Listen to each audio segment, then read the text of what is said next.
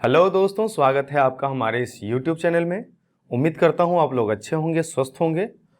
Wave के इस lecture series में हम लोग आज बात करने वाले हैं कुछ ऑसिलेशन के प्रकार के बारे में। जो ऑसिलेशंस होते हैं या कंपन होते हैं या फिर हम उसे पीरियोडिक मोशन कहते हैं, तो जो भी है उनके कुछ इंपॉर्टेंट टर्म्स को समझने की कोशिश करते हैं।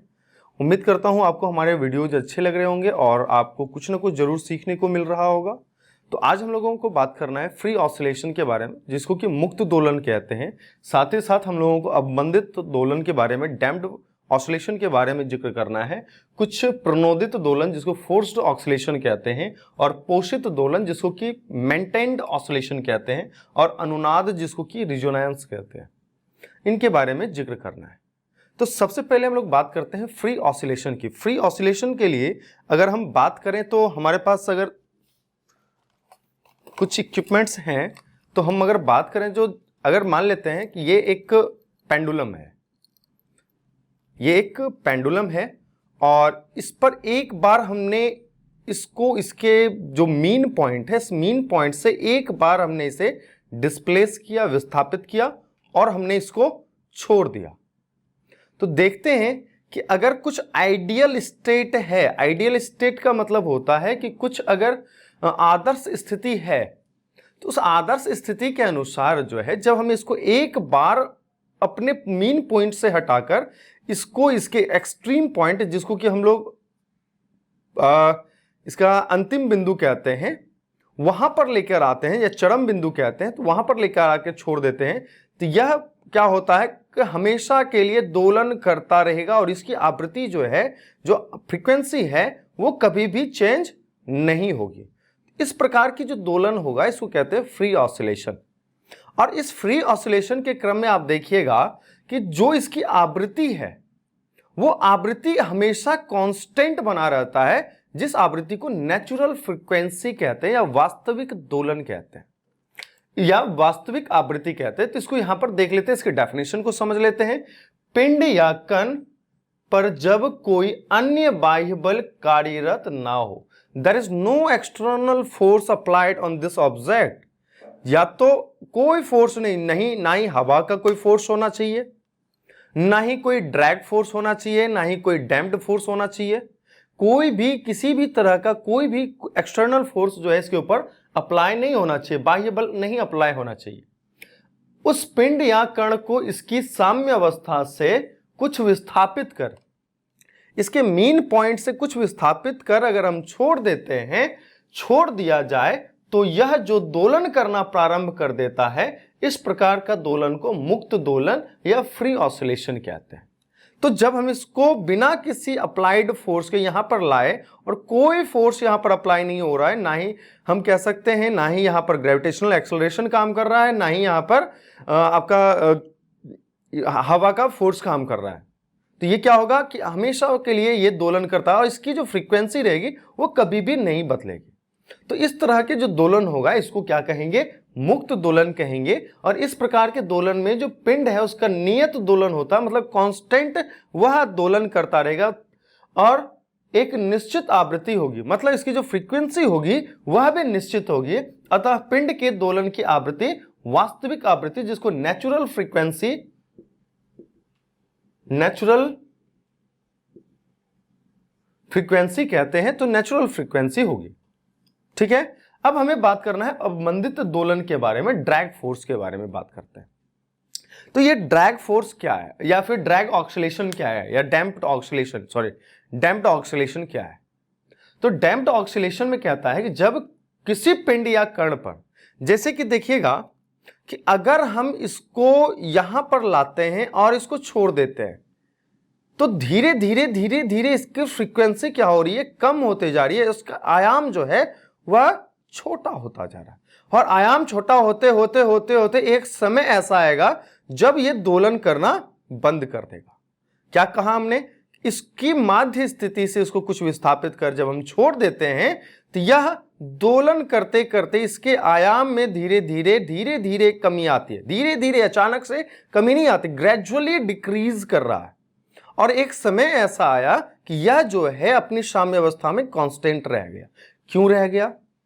तो याद रखिएगा कि यहां पर जो है एयर फ्रिक्शन हो रहा है। क्या हो रहा है? Frictional force. यहां पर फ्रिक्शनल फोर्स का काम जो है, जिसकी वजह से ये क्या कर रहा है, इसको रोकने की कोशिश करता है। तो यहां पर कहता है जब किसी पिंड या कण पर घर्षण जैसा बाह्य बल, घर्षण जैसा जो फ्रिक्शन है, फ्रिक्शन जैसा कोई एक्सटर्नल फोर्स, जैसे कि मान लीजिए ड्रैग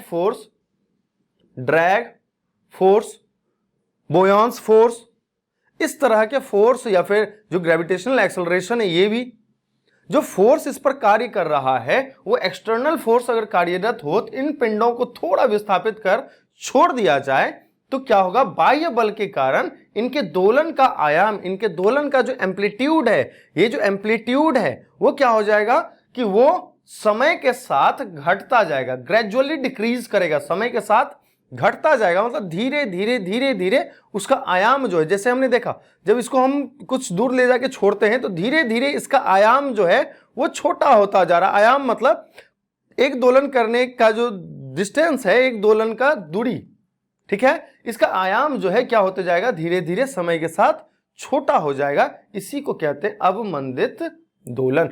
मंद होता जाएगा धीरे धीरे, समय के साथ इसके दोलनों की संख्या भी कम हो जाएगी और ये क्या हो जाएगा? नॉर्मल हो जाएगा।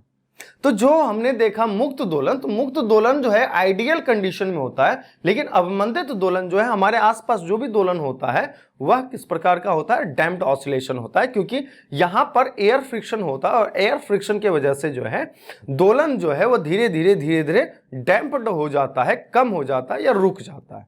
क्लियर है? आगे हम लोग बात करते हैं प्रणोदित दोलन, जिसको कि फोर्स्ड ऑसिलेशन कहते हैं। थोड़ी सर्दी हो गई है और आप आवाज थोड़ा क्लियर नहीं आ रहा होगा, कोशिश करता हूं। तो प्रणोदित दोलन, जिसको कि फोर्स्ड ऑसिलेशन कहते हैं, तो फोर्स्ड ऑसिलेशन में देखिएगा कि यहां पर कहता है जब किसी पिंड या कण पर बाह्य बल, आवृत्ति बल आरोपित हो तो इस बल के कारण पिंड अपनी वास्तविक या स्वाभाविक दोलन से अलग आवृत्ति का दोलन उत्पन्न करता है। पिंड के इन दोलनों को प्रणोदित दोलन कहते हैं। मतलब है कि मान लीजिए कि जब इसको हम यहां से छोड़े, अब इस पर हम क्या कर रहे हैं? फोर्स अप्लाई कर दे रहे हैं, बार बार इस पर हम फोर्स अप्लाई कर दे रहे हैं। तो क्या हो रहा है? इसको फोर्सली हम ऑक्सीलेट करने के लिए या फिर दोलित करने के लिए मजबूर करते हैं। तो जब हम फोर्स लगा के, जब एक्सटर्नल फोर्स अप्लाई करके इसको हम दोलन करवाते हैं, तो इस प्रकार का जो ऑसिलेशन होता है इसको हम लोग कहते हैं फोर्स्ड ऑसिलेशन या प्रणोदित दोलन कहते हैं। क्लियर है? प्रणोदित दोलन क्या हो गया कि जब किसी पिंड या कण पर कोई बाह्य आवृत्ति बल आरोपित हो, कोई एक्सटर्नल जो फ्रीक्वेंसी वाली जो फोर्सेस है, एक्सटर्नल फ्रीक्वेंसी फोर्स जो है वो लगाया जाए, इस बल के कारण वह पिंड या कण अपनी वास्तविक या स्वाभाविक दोलन से, जो नेचुरल दोलन है, जो नेचुरल ऑसिलेशन है, उससे अलग आवृत्ति का दोलन करने लगा। मतलब इसकी फ्रीक्वेंसी क्या हो जाएगी? बढ़ जाएगी। तो इस प्रकार जो दोलन होगा क्या कहलाएगा? प्रणोदित दोलन होगा।